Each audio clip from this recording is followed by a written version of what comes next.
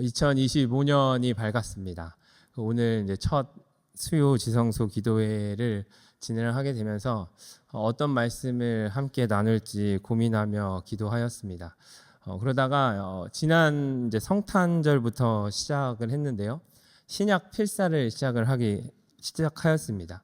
신약 필사를 하면서 마태복음 9장에 있는 말씀을 쭉 필사를 해 나가는 과정들 속에서 굉장히 큰 찔림과 또 은혜가 있는 말씀이 있어서 그 말씀을 함께 나누고 싶었습니다.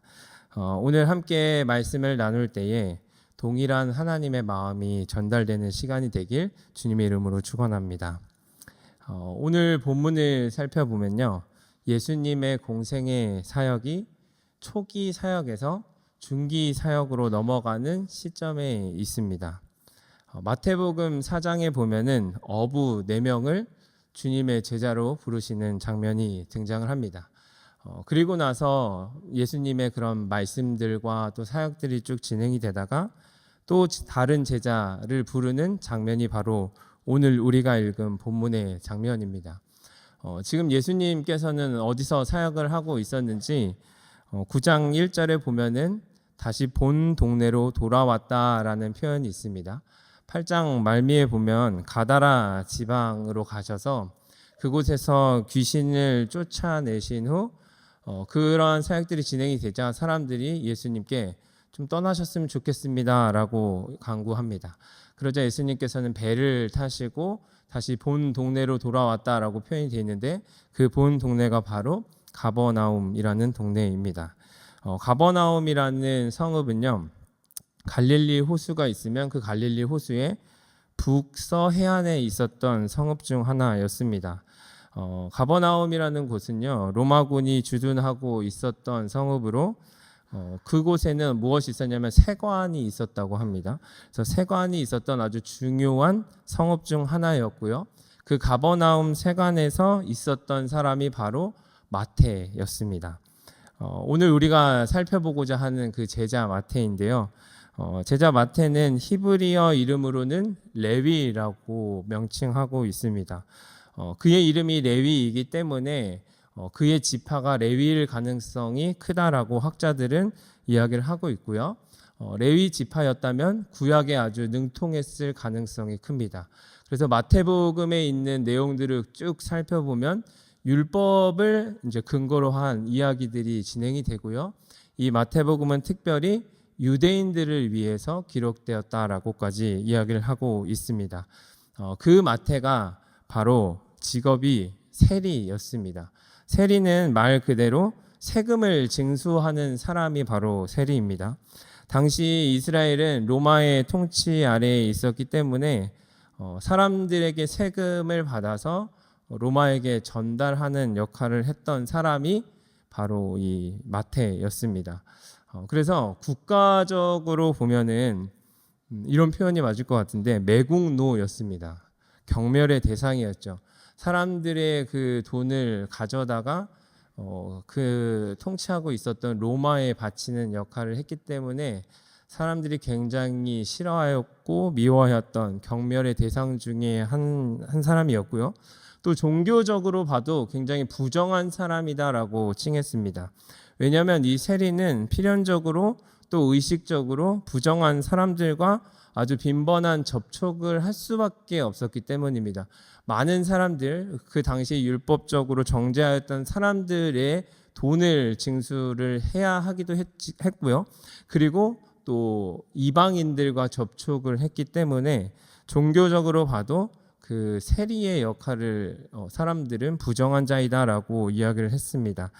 그래서 당시 문화로 보면은 이런 부정한 사람들에게 내려지는 가장 큰 징계 중에 하나가 무엇이었냐면 같이 식사를 하지 않는 것이었습니다. 그래서 식사 자리에 간다라는 것은 그 사람과 동일한 사람이다, 동일한 역할을 하는 사람이다, 이런 의미들을 좀 가지고 있었기 때문에 그런 부정한 사람들과 식사를 하는 것에 대해서 당시 유대 안에서의 문화들은 굉장히 금해했었고요. 그것을 굉장히 부정한 것으로, 치욕적인 것으로 여기는 문화 속에 살아가고 있었다라는 것입니다. 그런 세리와 지금 예수님께서 식사를 하는 장면이 바로 오늘 본문에 등장하는 10절입니다. 10절을 다시 한번 그런 의미들을 기억하면서 읽어보도록 하겠습니다. 예수께서 마태의 집에서 앉아 음식을 잡수실 때에 많은 세리와 죄인들이 와서 예수와 그의 제자들과 함께 앉았더니, 여기 어떻게 표현이 되고 있냐면 많은 세리와 죄인들이라고 표현을 하면서 이 세리와 죄인들을 동급으로 취급하고 있습니다.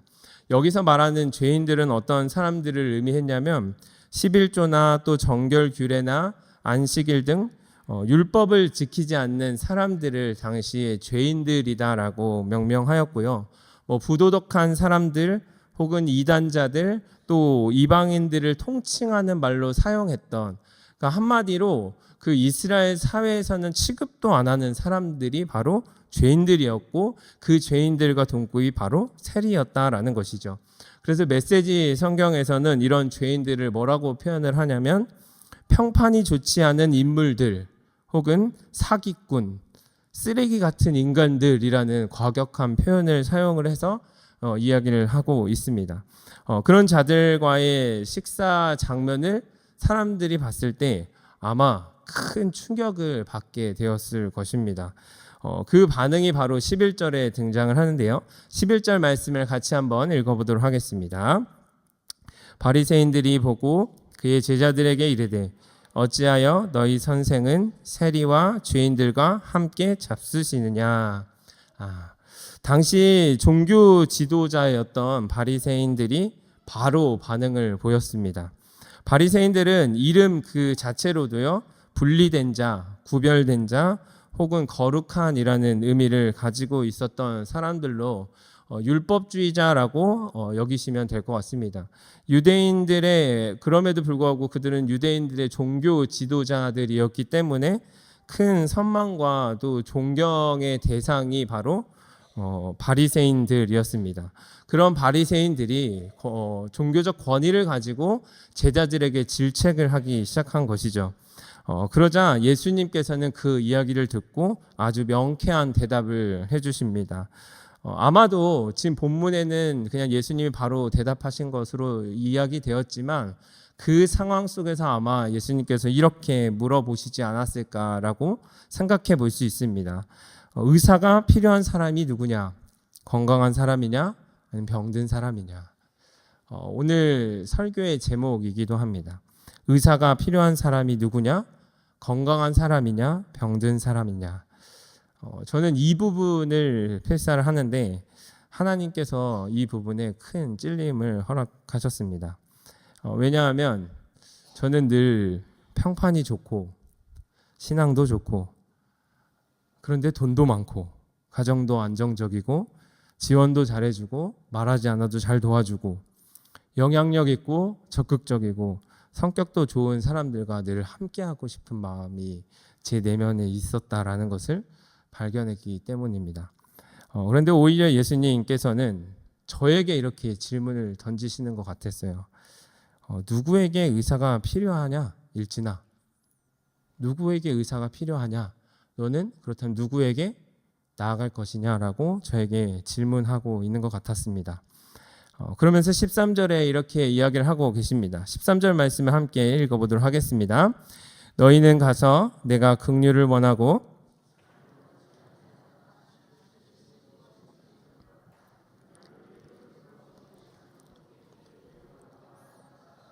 아멘. 여기서 인용된 구절은 호세아 6장 6절 말씀입니다. 하나님께서는 긍휼을 원하고 제사를 원하지 아니한다라고 말씀을 하셨던 것이죠. 이것을 다른 표현으로 표현을 해볼 수 있는데 긍휼을 사랑이라고 표현을 할 수 있을 것 같습니다. 나는 하나님은 사랑을 원하고 제사를요 종교적 행위, 그러니까 우리가 신앙생활을 해 나가면서 살아가는 그런 삶의 모습들을 이제 제사로 통칭을 할 수 있을 것 같은데 나는 사랑을 원하고 종교적 행위를 원하지 아니한다라고 이야기를 해볼 수 있을 것 같습니다. 외형적으로는 우리의 삶이 굉장히 종교적일 수도 있으나 하나님이 원하시는 것은 우리의 종교적인 그런 행위가 아니라 그 안에서 넘쳐나는 사랑이다라고 이야기를 해 주시는 것입니다. 이것을 또 이렇게도 표현을 해볼 수 있을 것 같습니다. 내가 원하는 사람과 함께 하고 싶은가? 아니면 나의 도움이 필요한 사람과 함께 하고 싶은가? 그 질문을 저와 또 이곳에 있는 여러분들에게 던지고 계시는 것 같습니다. 저도 이제 교육부서도 하고요. 교회에서 사역을 하면서 이제 연말 연초가 되면 샘터 그리고 뭐 부서 봉사하는 기관들 전도회 등등 사람들을 세우고 사람들을 편성하고 구상하고 배치하는 일들을 매년 해갑니다. 매년 해 나가는 과정들 속에서 여러 가지 고민들도 사람들의 원함과 그런 의견들, 이야기들을 쭉 들으면서 다시 한번 좀 고민을 해보게 되었습니다. 우리는 하고 싶은 사람들과 하고 어떤 사역들을 해나가고 싶은가?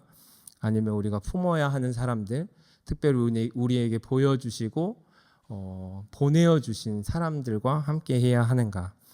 예수님의 케이스를 살펴보니까 예수님은 철저하게 품어야 하는 사람들, 즉 병든 사람들, 아픈 사람들, 도움이 필요한 사람들에게 나아가셨다라는 것을 살펴볼 수 있었습니다. 그 다른 데를 살펴보지 않더라도요. 저희가 지금 읽었던 본문이 등장하고 있는 마태복음 9장에만 봐도 그것을 알 수 있습니다. 눈으로 한번 쭉 따라와 주시면 되겠습니다. 18절에 보시면요. 한 관리의 딸이 죽었습니다. 죽은 자에게 예수님은 나아가셨고요. 20절에 보면은 12해 동안 혈류증을 앓고 있는 그런 여인에게 예수님이 다가가셨음을 볼 수 있고요. 27절에 보면은 눈먼 자에게 나아가셨고 35절에 보면 병든 자와 약한 자에게 예수님이 나아가셨음을 살펴볼 수 있습니다. 이처럼요. 예수님의 모델, 예수님이 행하셨던 행적들을 하나씩 자세히 살펴보아도요.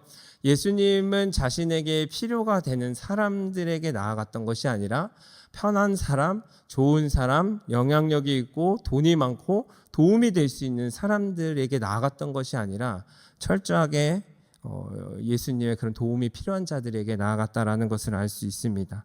즉 영적으로 또 육적으로 죽어 있고 심하게 곪아 있고 보지 못하고 또 병들어 있는 자들에게 나아가고 계심이 살펴볼 수 있는 것입니다.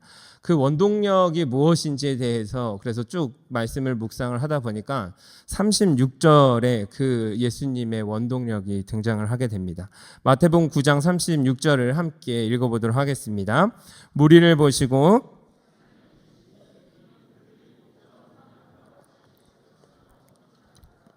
아멘. 예수님이 그렇게 하실 수 있었던 그 원동력은 무엇이냐면 바로 불쌍히 여기는 마음이었습니다. 무리를 보시고 불쌍히 여기사 그들에게 나아갔다라고 이야기를 하고 있습니다. 그러면서도 예수님의 한탄은 무엇이었냐면 추수할 것은 많되 일꾼이 적다라는 것이었죠. 병든 사람은 많은데 의사가 적다라는 말입니다. 최근에 이제 여러 가지 한국 안에서의 상황들과 여건들 속에서 병원에 가도 진료를 받지 못하는 상황들이 발생하게 되었고 그런 상황들을 저희가 겪으면서 얼마나 안타까워하고 그 마음에 어려움들이 있었는지 모릅니다. 아이가 아파서 병원을 갔는데 우리 병원에서는 받지 못한다라고 하면서 그 병원을 몇 군데 돌았다라는 그런 뉴스의 기사들을 보면서요. 우리가 아플 때에 의사를 만나지 못하게 되고 치료를 받지 못하게 되는 상황은 굉장히 안타까운 상황이기도 하고요. 굉장히 그 상황은 정말 누군가가 봤을 때에 그 상황을 불쌍히 여길 수밖에 없는 상황인 것입니다. 그것은 우리의 삶 가운데에서도 큰 위기이기도 하고요. 또 그런 아픔을 겪고 있는 사람들에게는 생사가 달려있는 아주 중요한 문제이기도 합니다. 그래서 예수님께서는 38절에 뭐라고 이야기를 하냐면 주인에게 청하여라 라고 이야기를 하면서 그걸 영어 성경으로 보니까요 pray라고 되어 있더라고요. 기도하라 라고 표현이 되어 있더라고요. 어떻게 기도하라 라고 이야기를 하냐면 추수할 일꾼들을 우리에게 보내어 주십시오라고 요청하고 주님께 기도하라라고 이야기를 하고 있습니다.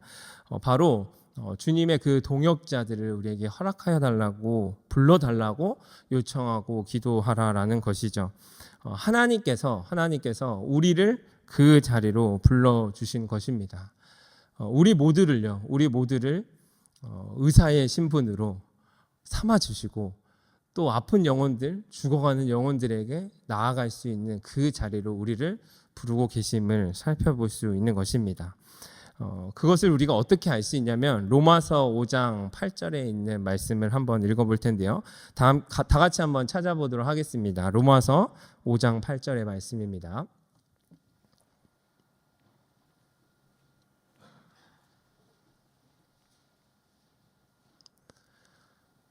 네, 이미 암송한 분들도 계시겠지만 중요한 말씀이기 때문에 한번 찾아서 읽어보도록 하겠습니다. 함께 읽겠습니다. 시작. 우리가 아직 죄인 되었을 때에 그리스도께서 우리를 위하여 죽으심으로 하나님께서 우리에 대한 자기의 사랑을 확증하셨느니라. 아멘. 다시 한번 읽어보도록 하겠습니다. 시작. 우리가 아직 죄인 되었을 때에 그리스도께서 우리를 위하여 죽으심으로 하나님께서 우리에 대한 자기의 사랑을 확증하셨느니라. 아멘. 여기서도 나와 있지만요, 우리가 죄인 되었을 때에, 즉 우리에게 별로 다가가고 싶지 않았을 때에, 평판이 좋지 않았을 때에, 뭐 내세울 것 하나도 없었을 때에, 예수님께 우리가 도움이 하나도 되지 않았을 때에 그분은 우리를 찾아와 주시고 다가와 주시고 심지어 자신의 목숨을 내어 주심으로 말미암아 우리를 구원해 주시고 살려 주셨다라는 사실이 로마서 5장 8절에 기록되고 있는 것입니다. 예수님의 모습은요, 종교적 행위가 아니었습니다. 그분의 모습은 무엇이었냐면 바로 사랑이었습니다. 그렇기 때문에 로마서 5장에서도 예수님은 그 죽으심으로 말미암아 우리에 대한 자기의 사랑을 확증하였다. 이것은 그저 단순히 어떤 종교적 행위를 해서 내가 무언가를 맡아서 어떤 위치에 있어서 그냥 1년이 지나가면 그냥 그렇게 지나가는 정도가 아니라요, 그 안에서의 사랑의 마음이 확증되었다라고 성경에서는 이야기하고 있는 것입니다. 그냥 맡겨진 대로, 그냥 흘러가는 대로, 그냥 내가 편한 대로, 내가 원하는 사람들과 그냥 그저 그렇게 해서 지나간 것이 아니라 그분의 모습은요, 철저히 사랑의 모습으로 나아갔고 사랑의 표현하는 방향으로, 전하는 방향으로 나아가게 되었다라는 것입니다. 그 결과가 바로 무엇이다? 바로 우리가 구원받고 또 우리가 완전히 새로운 삶, 병든 자였으나 고침받은 자, 죽은 자였으나 살림받은 자, 골마 터진 자였으나 완전히 깨끗한 받은 자, 눈먼 자였으나 보게 된 자가 우리의 모습이 되었다라는 것입니다. 그렇기 때문에 우리는요, 우리가 받은 사랑, 우리가 받은 은혜, 우리가 받은 그 자비와 그 긍휼을 다른 이들에게 마땅히 전할 수 있어야 한다라는 것입니다. 우리는 할 수 없습니다. 저는 할 수 없어요. 저는 아직 훈련을 받지 않았기 때문에, 저는 성격이 원래 다른 사람들과 대화하는 것들을 좀 힘들어하기 때문에, 저는 이렇게 누군가를 챙기는 것을 별로 좋아하지도 않고 잘하지도 못하기 때문에가 아니라요, 이미 우리가 그렇게 할 수 있는 충분한 이유와 그 능력을 이미 예수님께서 우리에게 허락해 주셨다라는 것입니다. 예수 그리스도를 나의 구주로, 나의 주인으로, 나를 다시 살려주신 분으로 영접하고 내 마음속에 모셔드렸을 그때에 예수님은 우리를 이미 제자로 부르셨고요, 제자 훈련을 받아서, 사역 훈련을 받아서 제자로 부름 받은 것이 아니라 예수 그리스도를 믿는 모든 자들이 예수님의 그 제자로서의 삶을 살아갈 수 있도록 우리를 불러주시고 그 능력을 우리에게 허락해 주셨다라는 것입니다. 신앙의 연수가 많아야, 경험이 많아야, 또 어떤 직분이 있어야 그 일들을 해나갈 수 있는 것이 아니라요, 주님이 그렇게 날 사랑해 주셨으니 우리는 마땅히 죄인들에게, 우리는 마땅히 병든 자에게, 우리는 마땅히 우리의 도움이 필요한 자들에게 우리는 나아갈 수 있게 된다는 것입니다. 한 해를 시작하는 이 시간에 다시 한번 좀 우리의 모습을, 우리의 삶을, 그리고 또 우리가 어떻게 나아가야 될지에 대한 생각들을 다시 한번 정리하셨으면 좋겠습니다. 오늘의 메시지는 사실 명확합니다. 내가 원하는 사람들과만 함께하고 원하는 사람들에게만 나아가시겠습니까? 아니면 하나님께서 보여주시고 품게 해주시는 그런 사람들에게 우리가 다가가고 나아가시겠습니까? 이것은 비단 교회 안에서의 어떤 모습들, 봉사들만으로 국한되는 것이 아닙니다. 세상 가운데 보내어진 모든 자리에서 동일하게 적용될 수 있는 영적인 원리입니다. 쉽지는 않겠지만요. 우리에게 보내주신 그 세상에서의 자리에서 나의 생각과 나의 판단, 나의 경험으로 이해되지 못하는 여러 가지 상황들과 사람들을 마주할 때가 많을 것입니다. 충분히 제가 모든 상황들을 다 이해하고 공감할 수 있는 것은 아니지만 하나님께서 우리에게 원하시는 것은 무엇이냐면 그 자리에서 그저 그 사람을 계속해서 욕하고 미워하고 질투하고 시기하고 어떤 적을 지며 그 사람과 뭐 상종을 하지 않는다던가 무시를 하는 것이 아니라 오히려 우리의 생각의 변화를 원하신다라는 것입니다. 우리에게 보내어 주신 그 사람이 병든 사람이다라고 생각을 한다면, 그것은 우리가 어떤 영적인 우월감을 가지고 나는 의사고 넌 병든 사람이야를 얘기하는 것이 아니라 우리의 도움이 필요하고 마땅히 복음의 능력이 필요하고 믿는 자라 할지라도 사랑이 필요하고 은혜가 필요하고 훈련되어질 여지들이 필요한 사람들에게 우리가 보내어졌다라고 생각을 한다면, 그저 우리가 뒤에서 그냥 욕하고 비난하고 그냥 정죄하고 무시하고가 아니라요, 하나님이 주신 그 은혜와 또 사랑과 그 능력으로 그 사람에게 우리가 다가갈 수 있어야 하지 않을까라는 생각을 하게 됩니다. 왜냐하면 병든 사람이기 때문입니다. 그렇게 생각하니까 제 마음속에 있었던 화가 좀 줄어들더라고요. 누군가를 비난했던 것에 대해서 다시 한번 생각을 해보게 되더라고요. 그 사람을 바라보는 시점과 관점들이 바뀌게 되니까 비난이 아닌 기도로 제 모습이 바뀌어 나가는 것들을 제가 경험을 하게 되었습니다.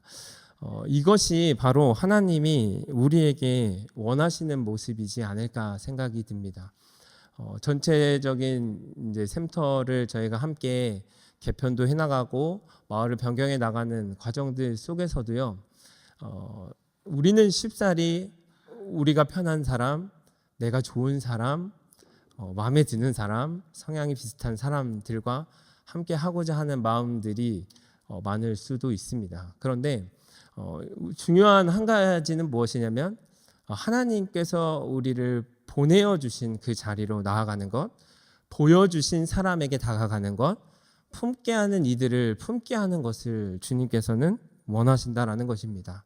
그것은요, 우리의 성격이 이러하니까 못하는 것이 아니라 우리의 성격을 어떻게 사용하실지에 대한 기대감, 우리의 형편이 이러하니까 나는 못한다가 아니라 우리의 이러한 형편에도 불구하고 하나님이 어떻게 일하실지에 대한 소망, 그리고 그 사람은 변하지 않는다라는 단정지음이 아니라 그 사람을 하나님이 어떻게 변화시켜 가실 것인지에 대한 기대감으로 나아간다면 이 한 해가 정말 하나님이 원하시고 기뻐하시는 모습들로, 그리고 올 한 해를 지나고 연말에 주님께 우리가 기도하며 나아갔을 때에 주님께서 마땅히 우리에게 이렇게 얘기하실 것 같습니다.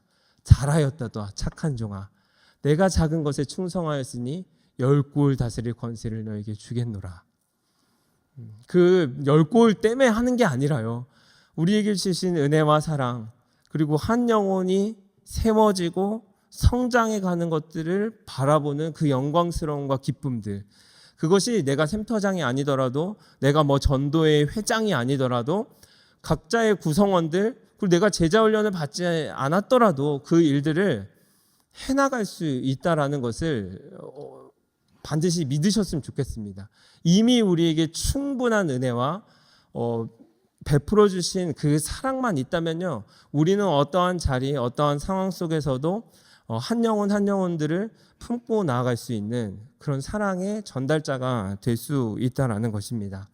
그래서 이 말씀을 오늘 마음속에 기억하시면서 예수님이 우리에게 이렇게 질문하고 계십니다.